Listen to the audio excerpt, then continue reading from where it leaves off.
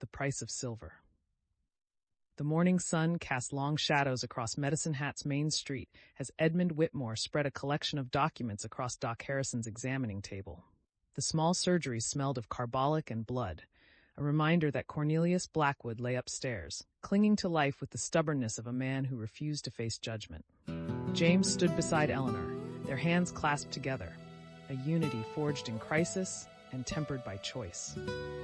Sarah leaned against the wall near the door, Daniel beside her despite the pain evident in his careful movements. Samuel Thornton had positioned himself by the window, his weathered face unreadable. The situation, Whitmore began, adjusting his spectacles, is considerably more complex than a simple matter of mineral rights. He was a thin man with precise movements, his suit immaculate despite 2 days of travel from Calgary. Mr. Blackwood's financial empire was built on a foundation of debt instruments, land speculation, and what I can only describe as strategic intimidation. We know what he was, James said quietly. We're more interested in what happens now. Whitmore nodded, selecting a thick document from the pile. This is the original deed to your property. What you may not know is that Mr. Blackwood held a lien against it, not through the bank, as you believed, but through a private arrangement with the previous owner. Eleanor's hand tightened in James's. The Hendersons. Indeed, the Henderson family took a loan from Mr. Blackwood in 1881, using the property as collateral. When they departed, the debt remained attached to the land itself. The banknote you've been paying was legitimate, but Blackwood structured it such that even if you satisfied the bank, he could claim the property through the outstanding lien. Sarah straightened. How much? $470, plus accumulated interest over 3 years. Whitmore's expression was professionally neutral. Approximately $620 total. The figure hung in the air like smoke. $620, more than twice what they'd been desperately trying to raise. The silence stretched until Eleanor found her voice. And if we can't pay, the property would become part of Blackwood's estate, to be liquidated for the benefit of his creditors. Whitmore paused. However, there are mitigating circumstances. James felt a flicker of hope, dangerous and fragile, such as the mine. Whitmore selected another document. Under the Dominion Lands Act and the Mineral Act of 1872, mineral rights on homestead claims are complex. Generally, the Crown retains mineral rights, but there are provisions for claims and leases. More relevant to your situation is this. He held up a faded paper, the handwriting cramped and hurried. A letter from William Garrett to his brother in Toronto dated April 1878. It explicitly states that he discovered silver on land that was, at that time, unclaimed Crown land. He was in the process of filing a mining claim when he was murdered. Blackwood killed him before he could file, Daniel said, his voice rough with pain and anger. Whitmore nodded. Precisely. Which means the mine was never legally claimed by anyone. Blackwood couldn't file without revealing his knowledge of it, which would have prompted questions about Garrett's disappearance. So it remained dormant. Samuel spoke from the window. Until the Hendersons homesteaded the land. Yes, but they never knew about the mine. Or if they did, they fled before they could act on it. Which brings us to your situation. Whitmore looked directly at James. You have physical possession of the land. You have evidence of Blackwood's crimes, which will almost certainly void any financial claims his estate might make. And you are in a position to file a proper mining claim, which would give you legal rights to extract and sell the silver. Almost certainly isn't the same as certainty, Eleanor said. Whitmore's expression softened slightly. No, it isn't. The courts will need to untangle Blackwood's affairs, which will take months, possibly years. During that time, you would need to continue making payments on the banknote to maintain your homestead claim. And you would need to formally file for the mining claim, which requires a survey, fees, and proof of the deposit's value. How much? For the mining claim, $150 in fees and survey costs, possibly more, depending on the extent of the deposit. Sarah made a small sound, quickly stifled. $150 they didn't have. To claim a mine that might save them, on land they might lose anyway because of a debt they'd never known existed. James felt Eleanor's fingers lace through his, a silent reminder of the promise they've made. Partners. Whatever came, they would face it together. "What are our options?" he asked. Whitmore began arranging documents into neat piles. First, you file a formal complaint with the Northwest Mounted Police regarding Blackwood's crimes. Sergeant Morrison has already begun that process, which is favorable. Second, you petition the court to void Blackwood's lien based on fraud and criminal conduct. Third, you find the capital to file the mining claim before someone else does. Someone else? Eleanor's voice sharpened. Who? Blackwood's creditors, his business partners. Anyone who examines the estate carefully enough to realize what that land contains. Whitmore met her gaze steadily. The moment word spreads about a silver deposit, and word always spreads, you'll have claim jumpers, speculators, and every opportunist within 500 miles trying to find a legal angle to take it from you. The weight of it settled over James like a prairie winter. They'd survived Blackwood's violence, only to face a different kind of battle, one fought with papers and lawyers and money they didn't have. "How long do we have?" Sarah asked. "Before word spreads." "Days, perhaps a week if you're fortunate." Whitmore's tone gentled. "I understand this is overwhelming, but you have advantages. You have evidence of crimes that will sway the courts in your favor. You have community support, Samuel, the families who help defend your home, and you have the mine itself, which gives you leverage." "Leverage," James repeated. The word tasted bitter. "Yes." Whitmore pulled out a final document, this one blank, except for printed lines and official seals. "I can help you navigate the legal process. My fees would be 20% of whatever profit comes from the mine, payable only if we succeed in securing your claim. If we fail, you owe me nothing." 20%, Daniel said quietly. "That's substantial." "It is, but it aligns my interests with yours. I only profit if you do." Whitmore looked at each of them in turn. "I won't pretend this is charity. I believe the mine is valuable, and I believe you have a legitimate claim. But you need someone who understands mining law, territorial regulations, and how to fight men with deeper pockets than yours. That's what I'm offering." Eleanor looked at James, a question in her eyes. He saw the calculation there, the weighing of risks against possibilities. 20% of something was better than 100% of nothing. But before he could speak, Sarah pushed away from the wall. "What about the families who helped us? The Thorntons, the Campbells, the Reeds. They risked everything when Blackwood's men had us under siege. Don't they deserve something?" Whitmore raised an eyebrow.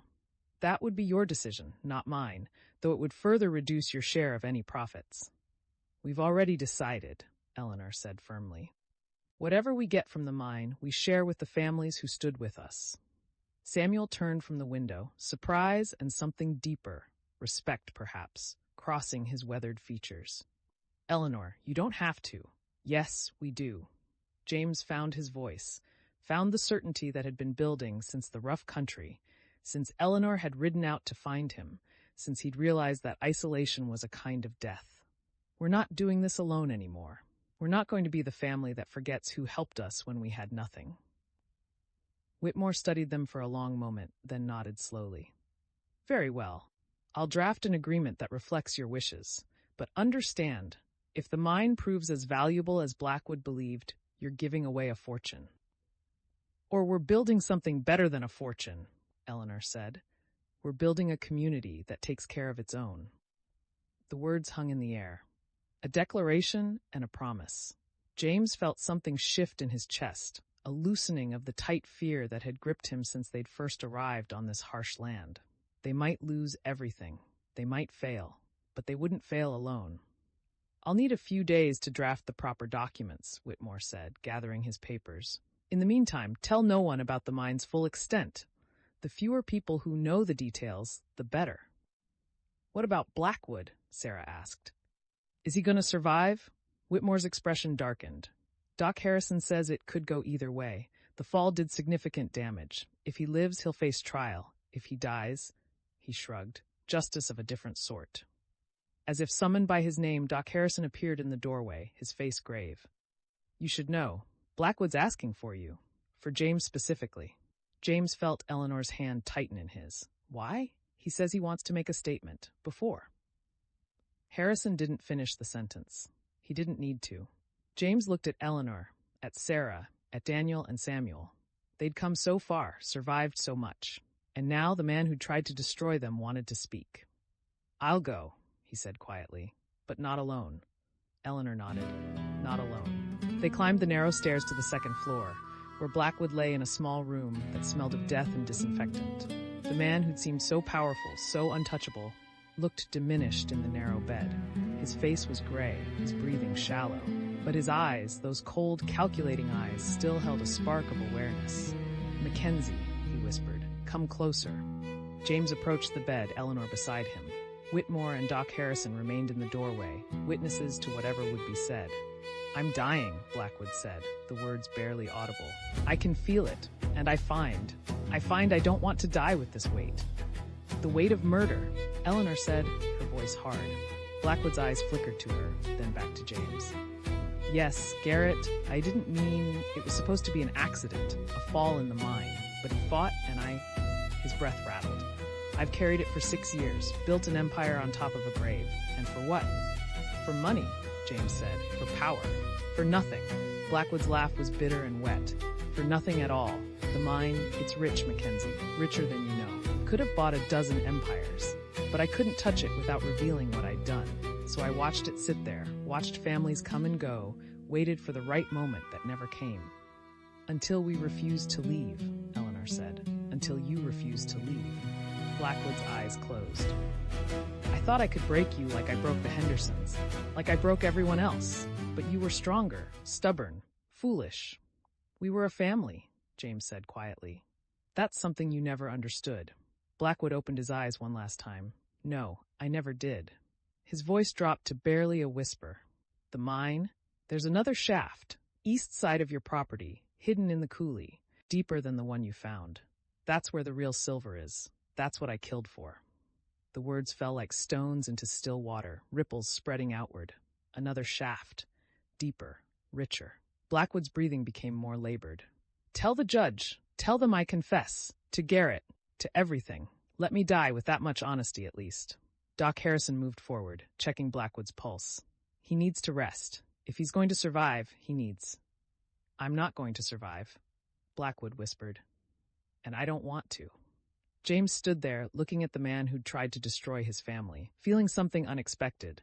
Not pity, exactly, but a recognition of how completely Blackwood had destroyed himself. All that power, all that wealth, and in the end, he died alone, unmourned, carrying the weight of a murder that had poisoned everything he touched. "Come on," Eleanor said softly, tugging at James's hand. "We're done here." They descended the stairs in silence, emerging into the morning sunlight that seemed too bright, too clean after the death smell of that small room. Sarah and Daniel waited on the boardwalk, their faces questioning. "He confessed," James said, "to everything. And he told us, there's another shaft, deeper, richer." Whitmore's eyes widened. "Another shaft? Are you certain?" "He's dying," Eleanor said. "What reason would he have to lie?" "None," Samuel said slowly. "Which means you need to find it and file that claim before anyone else hears about this." James looked down the street toward the land office, then back at his family. His wife, his daughter, the young man who loved her, the neighbor who'd become a friend. They were waiting for him to decide, to lead. But he'd learned something in the rough country. In the moment, Eleanor had appeared like a vision of everything he'd almost lost. Leadership wasn't about making decisions alone. It was about making them together. "We need to go home," he said. "Get Thomas. Make sure the homestead is secure. Then we find that second shaft and we do this properly. Legal. Right. That could take days," Whitmore warned. "Every hour increases the risk that someone else will learn about this." "Then we move fast," Eleanor said. "But we do it as a family, all of us together." Sarah smiled, bright and fierce. "When do we leave?" "Now," James said. "Before anyone else in this town starts asking questions we don't want to answer." They gathered their horses, provisioned quickly at the general store, and were riding out of Medicine Hat within the hour. The prairie stretched before them, vast and golden under the summer sun. Somewhere on their land, hidden in a coulee, lay a fortune in silver. And somewhere behind them, Cornelius Blackwood lay dying, his confession the final piece of a puzzle that had cost so many so much. As they rode, James found himself beside Eleanor, their horses matching pace in a way of long partnership. Ahead, Sarah laughed at something Daniel said, the sound carrying on the prairie wind. Behind them, Samuel kept watch on their back trail. And somewhere beyond the horizon, Thomas waited for his family to come home. They had 30 days to save their homestead. They had a confession that would clear their name. They had a mine that could make them wealthy. And they had each other. It would have to be enough.